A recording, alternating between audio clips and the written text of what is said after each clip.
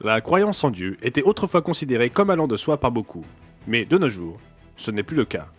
En fait, une espèce de militantisme athée a vu le jour, inspiré par des gens tels l'évolutionniste Richard Dawkins et feu Christopher Hitchens. Ces athées prétendent détenir la préséance en termes d'intelligence et de rationalité, et affirment que seuls les ignorants ou les fous peuvent continuer à croire en Dieu en cette ère moderne. Aujourd'hui, nous allons examiner 3 questions courantes brandies par les athées concernant l'existence de Dieu. Et nous allons les mettre à l'épreuve.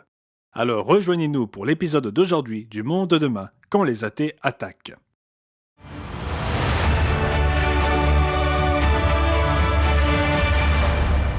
Bonjour et bienvenue au Monde de demain, où nous vous aidons à donner un sens à votre monde à travers les pages de la Bible. Aujourd'hui, nous allons aborder 3 questions couramment soulevées par des athées concernant la croyance en Dieu. Nous allons aussi vous donner l'occasion de demander notre ressource gratuite, le Dieu réel, preuves et promesses. Veuillez noter les coordonnées pour obtenir votre exemplaire gratuit lorsqu'elles apparaîtront sur votre écran. Un athée est un individu qui ne croit pas à l'existence de Dieu, à la différence des théistes qui croient qu'il y a un Dieu, et des agnostiques qui sont incertains d'une manière ou d'une autre. Bien sûr, l'opinion de Dieu sur les athées est clairement exprimée dans la Bible, comme dans le psaume 14, verset 1, où le roi David fut inspiré d'écrire « L'insensé dit en son cœur, il n'y a point de Dieu ». Dieu aime tant cette déclaration qu'il la reprend dans le psaume 53. Pourtant, le point de vue de Dieu sur leur manque de sagesse n'a pas découragé certains. Au début des années 2000, le soi-disant nouvel athéisme fit son apparition, sous l'impulsion du biologiste Richard Dawkins, de l'écrivain Christopher Hitchens, du neuroscientifique Sam Harris et du philosophe Daniel Dennett, appelés par certains les 4 cavaliers du nouvel athéisme. En réalité, la seule chose nouvelle du nouvel athéisme est sa posture, plus militante, plus agressive, mais présentant les mêmes vieilles objections de l'ancien athéisme. Et nous tenons à le préciser d'emblée, il est bon de poser des questions. Nous devons nous poser des questions. Mais lorsque nous le faisons, nous devons être ouverts aux réponses, même si elles ne sont pas celles que nous attendons ou celles que nous voulons entendre. Et nous devons être prêts à éprouver les réponses, surtout à une époque comme la nôtre, décrite dans la Bible comme un temps où la vérité trébuche sur la place publique. Et où les mensonges sont beaucoup plus répandus. Alors, que faites-vous lorsqu'un athée vient vous poser des questions ? Eh bien, à vrai dire, vous devriez d'abord évaluer le scénario. Parfois, quelqu'un ne veut pas recevoir de réponse, il cherche juste à marquer des points, et même si vous répondez à ces questions, cela entre par une oreille et sort par l'autre. Pourtant, nous devrions être en mesure de répondre, et l'apôtre Pierre encouragea les chrétiens au 1er siècle à s'assurer qu'ils étaient prêts à le faire au mieux de leur capacité. Au chapitre 3 et au verset 15 de sa première épître, Pierre écrit aux chrétiens « Mais sanctifiez dans vos cœurs Christ le Seigneur, étant toujours prêt à vous défendre avec douceur et respect devant quiconque vous demande raison de l'espérance qui est en vous. » Et vraiment, être prêt pour cette défense n'est pas pour le seul bien de votre inquisiteur. Vous devez savoir par vous-même que Dieu existe, qu'il est réel et qu'il intervient tant dans les affaires de ce monde que dans votre vie.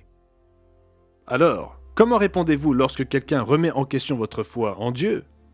Pour le reste de l'émission de ce jour, nous examinerons 3 questions courantes posées par les athées. Voici la première. Si Dieu a tout créé, qui donc a créé Dieu ? Nous commençons par celle-ci, car elle est brève. Ceux qui posent cette question commettent une erreur classique. Le monde qui nous entoure, toute la matière, l'espace et l'énergie, a eu un commencement. La science la plus récente et les lignes de recherche les plus rationnelles s'accordent sur ce point.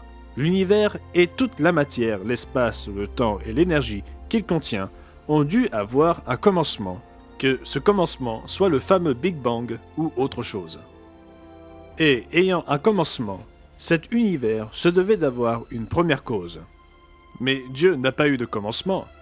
Il ne fait pas partie de ces choses conçues, et n'ayant pas de commencement, il n'a pas besoin de créateur.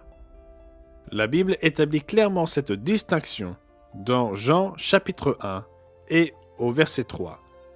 En parlant de la parole par laquelle le Père créa toutes choses, Jean écrit « Toutes choses ont été faites par elle, et rien de ce qui a été fait n'a été fait sans elle. » Il y a les choses qui ont été créées, et il y a un Dieu qui existe depuis l'éternité, avant et en dehors de ces choses créées.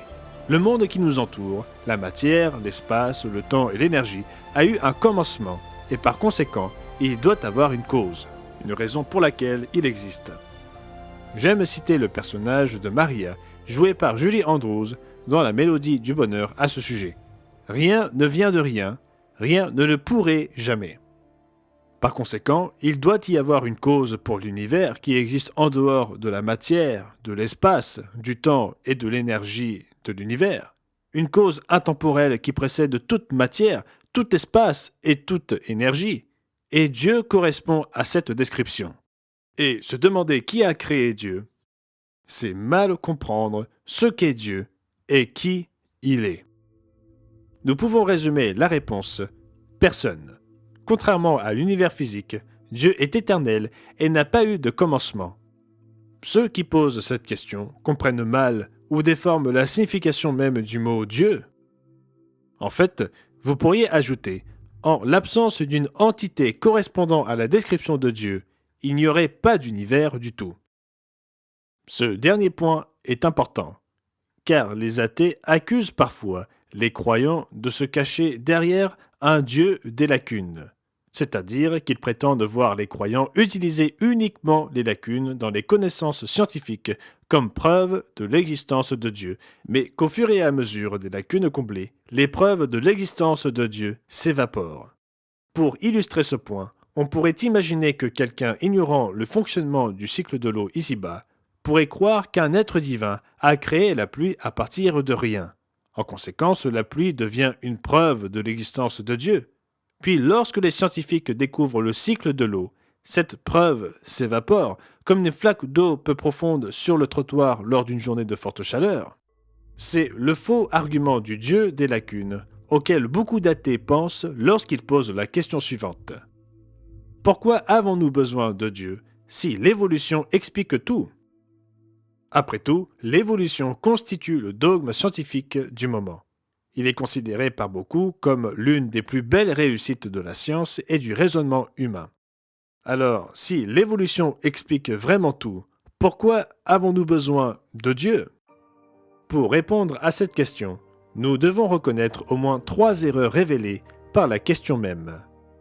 Premièrement, la théorie de l'évolution n'explique pas tout. Elle n'explique pas l'origine de l'univers, les lois de la physique et des mathématiques, la conscience, la moralité objective. La liste des choses pour lesquelles un Dieu transcendant reste la meilleure explication est longue. Quand les athées disent que l'évolution explique tout, ils veulent généralement dire qu'elle explique la vie, et je comprends que quelqu'un y soit sensible. L'existence de la vie sur la planète Terre exige sans aucun doute une sorte d'explication. Mais l'évolution l'explique-t-elle ? C'est la deuxième erreur de ceux qui posent cette question. La théorie de l'évolution est loin d'être suffisante pour expliquer la merveilleuse variété de vie que nous voyons ici-bas, sans parler de l'origine de cette vie. Enfin, lorsque nous examinons honnêtement la complexité de la vie, ces systèmes interdépendants, l'ensemble des organes et des réseaux nerveux complexes qui doivent fonctionner ensemble d'une manière étonnamment coordonnée, les systèmes abstraits de codage et de vérification des erreurs de l'ADN. Là encore, lorsque nous examinons honnêtement la complexité de la vie, nous constatons que la théorie de l'évolution est loin d'être en mesure d'expliquer cette complexité coordonnée. En fait, l'idée que la théorie de l'évolution explique actuellement toutes ces choses n'est qu'une façade en général. Et il y a, en ce XXIe siècle, un grand débat sur la manière de remédier les lacunes persistantes de cette théorie. Le journal britannique The Guardian a récemment rendu compte de l'agitation qui règne dans les sciences de l'évolution. Aussi étrange que cela puisse paraître, les scientifiques ne connaissent toujours pas les réponses à certaines des questions les plus fondamentales sur l'évolution de la vie ici-bas. Prenez les yeux par exemple, d'où viennent-ils exactement ? L'explication habituelle de la façon dont nous avons obtenu ces organes stupéfiants et complexes repose sur la théorie de la sélection naturelle. Puis, après avoir résumé l'histoire habituelle de l'évolution du développement progressif de l'œil, l'article poursuit. C'est l'histoire basique de l'évolution, telle qu'elle est racontée dans d'innombrables manuels scolaires et best-sellers des sciences populaires. Le problème, selon un nombre croissant de scientifiques, est qu'elle est absurdement grossière et trompeuse. D'abord, elle commence à mi-chemin de l'histoire, en tenant pour acquise l'existence des cellules sensibles à la lumière, des lentilles et des iris, sans expliquer d'où elles viennent en premier lieu. Elle n'explique pas non plus de manière adéquate comment des composants aussi délicats et facilement perturbés se sont assemblés pour former un seul organe.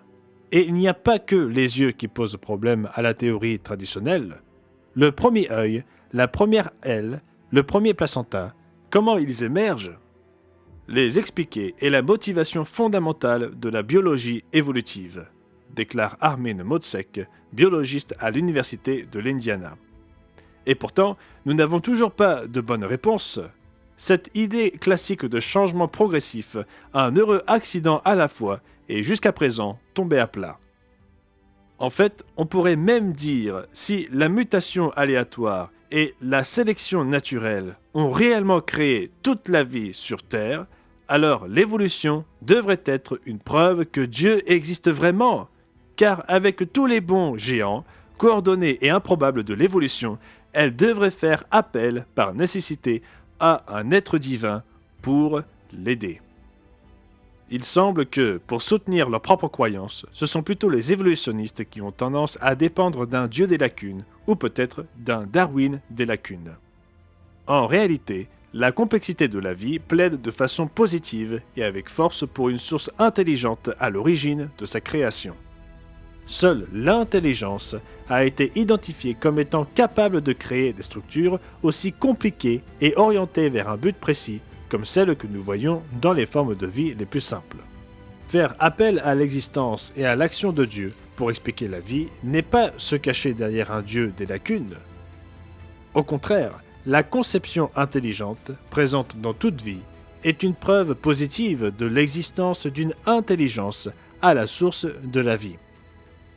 Si l'athée veut éviter la conclusion que Dieu existe, la théorie de l'évolution n'est pas une retraite suffisante.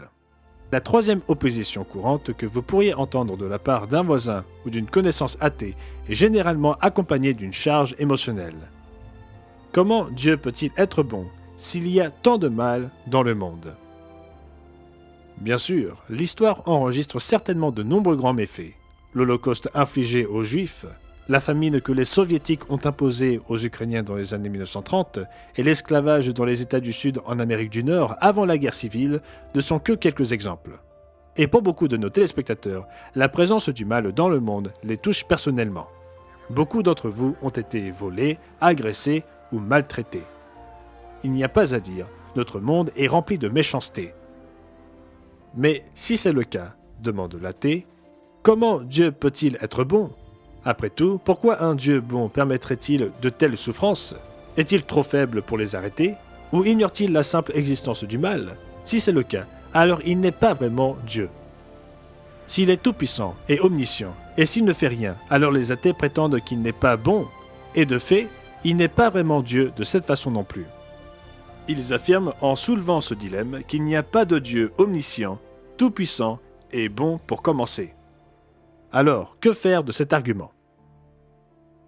Il est intéressant de constater à quel point l'humanité est prompte à rejeter sur Dieu la responsabilité de ses propres fautes. Et franchement, c'est le diable qui est à l'origine de ce raisonnement. Il est intéressant de constater que lorsqu'Adam et Ève péchèrent pour la toute première fois en désobéissant à Dieu, en mangeant de l'arbre de la connaissance du bien et du mal, la première chose qu'ils firent fut de blâmer quelqu'un d'autre. Lorsque Dieu les interpella à ce sujet, nous lisons leur réponse dans Genèse chapitre 3. L'homme répondit : « La femme que tu as mise auprès de moi m'a donné de l'arbre et j'en ai mangé. Et l'Éternel Dieu dit à la femme : Pourquoi as-tu fait cela ? La femme répondit : Le serpent m'a séduite et j'en ai mangé. Ainsi, Adam blâma Ève et Ève blâma le diable. En fait, si vous y regardez de plus près, Adam blâma Dieu. Remarquez ses reproches. La femme que tu as mise auprès de moi. Et depuis, les êtres humains continuent à blâmer Dieu pour le mal dont l'humanité est responsable. Considérez les mots mentionnés plus tôt. L'Holocauste, la cruauté des soviets et l'esclavage, ou d'ailleurs les vols, les agressions ou les maltraitances. Ce sont des actions maléfiques infligées par des êtres humains. C'est à ces êtres humains qu'il faut en attribuer la responsabilité. Toutefois, la question demeure, pourquoi Dieu permet-il à ces êtres humains de commettre le mal ? Une partie de la réponse est fondée sur la nécessité des êtres humains de disposer du libre arbitre, ce qui doit inclure la capacité de décider de faire le mauvais choix. Le dessein de Dieu à notre égard pour nous exige de croître en caractère, plus précisément d'apprendre à posséder le caractère inhérent à Dieu, pour choisir le bien et résister au mal. Croître en caractère exige la capacité de faire des choix basés sur le libre arbitre, ce qui inclut la possibilité de choisir le mal et de causer de la souffrance, mais aussi la possibilité de choisir le bien, même en endurant la souffrance. Lorsque vous connaissez le plan de Dieu, vous arrivez à comprendre que le bien éternel que Dieu est en train de réaliser par son plan de développer son propre caractère juste chez les êtres humains est d'une telle importance qu'il l'emportera sur tout mal commis ou expérimenté par l'humanité. En fait, l'apôtre Paul affirme exactement cela dans Romains 8 et au verset 18. J'estime que les souffrances du temps présent ne sauraient être comparées à la gloire à venir qui sera révélée pour nous. Aussi, la création attend-elle avec un ardent désir la révélation des fils de Dieu. Car la création a été soumise à la vanité, non de son gré, mais à cause de celui qui l'y a soumise, avec l'espérance qu'elle aussi sera affranchie de la servitude, de la corruption, pour avoir part à la liberté de la gloire des enfants de Dieu. Remarquez bien, les souffrances actuelles que nous subissons, elles ne sont même pas dignes d'être comparées à la gloire à venir. En fait, Paul déclare aussi que la création elle-même souffre et qu'elle sera délivrée lors de ce jour glorieux à venir. L'une des malédictions du péché de l'humanité dans le Jardin d'Éden est que nous avons retiré à Dieu le rôle de gardien de la création, comme si nous pouvions tout gérer nous-mêmes sans lui. Dans Genèse 3, des versets 17 à 19, Dieu expliqua à Adam que la création ne s'assujettirait plus à l'homme de manière complaisante, mais qu'elle suivrait son propre cours. L'humanité doit apprendre la pleine leçon dont elle a besoin de Dieu. Tenter de construire un monde sans lui ne mène qu'à la souffrance, car nous sommes alors laissés vulnérables aux afflictions de la nature, à nos propres maux et aux manigances et persécutions du diable. Si vous êtes parent, vous comprenez ce bienfait de Dieu si vous y réfléchissez. Combien de fois les parents doivent-ils permettre à un enfant de faire l'expérience de ses propres mauvais choix avant de savoir que la leçon sera retenue ? Eh bien, dans le cas de Dieu, il n'enseigne pas seulement un enfant, mais littéralement toute l'humanité. Et les leçons doivent avoir un impact pour l'éternité. L'enjeu de ces leçons ne pourrait être plus élevé. Pourtant, nous avons la promesse de Dieu qu'au moment du rétablissement de toutes choses, la gloire qui se révélera au travers des enfants de Dieu éclipsera de loin tout mal jamais commis et toute souffrance jamais vécue, de sorte qu'ils disparaîtront de nos esprits pour toujours. Nous devrions tous prier pour la venue rapide de ce temps. Donc, pour résumer la réponse à cette troisième attaque, le mal dans le monde est une conséquence des mauvais choix de l'homme. Pourtant, Dieu utilise nos choix pour atteindre un bien éternel qui dépassera de loin toutes les souffrances connues de l'humanité. Si vous cherchez à connaître le Dieu de la Bible, si vous êtes prêt à mettre de côté vos idées préconçues, vos désirs et vos perspectives égoïstes, si vous êtes disposé à adopter le mode de vie de Jésus-Christ ordonné à ceux qui le suivent, alors vous pourrez être convaincu de l'existence du Dieu qui inspira cette Bible. Vous commencerez davantage à constater dans votre vie, jour après jour, les résultats de vos choix, et ces résultats deviendront des preuves puissantes de l'existence de Dieu. Et cela peut vous fortifier, comme peu de choses peuvent le faire, et vous permettre de vous tenir debout, fort et droit lorsque vous êtes confronté à des athées. Tout comme Dieu nous met au défi dans Malachie 3, verset 10, de le mettre à l'épreuve en lui obéissant, je vous mets au défi aujourd'hui de faire de même.